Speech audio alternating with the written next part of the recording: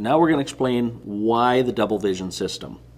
Let's start with the original true spot lens. The original true spot lens is two pieces of glass fused together, so the only thing that's magnified is the center portion.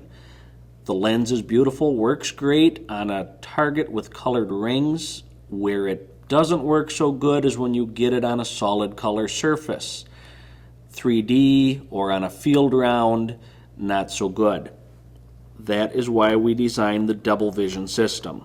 With this system, what it's going to do is give us a true spot lens, which I will build one more time,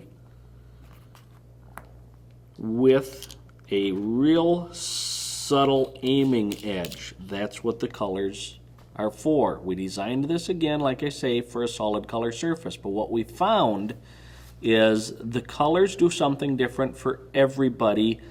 Even on the indoor target faces, we are finding that some people like to run a blue on a blue target face on the NFAA. What it does is when they focus through the center, the blue makes the rest of the target disappear, and it improves their focus on that center spot.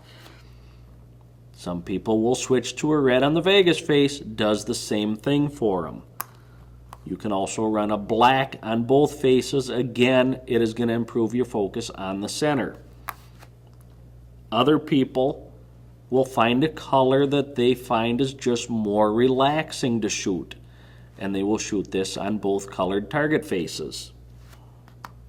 Some people will pick a color that just matches their equipment, and you're always going to have that. The other thing is why the true spot theory.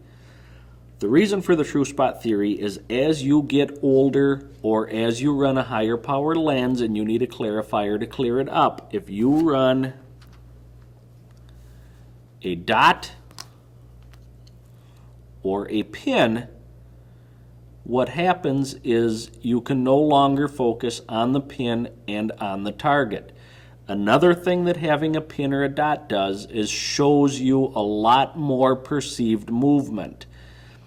This system, the true spot system, is not going to make you move any less, but it is going to show you less perceived movement. The reason why is when you are shooting a dot or a pin, you are watching the dot or the pin move. That's where you see all the movement.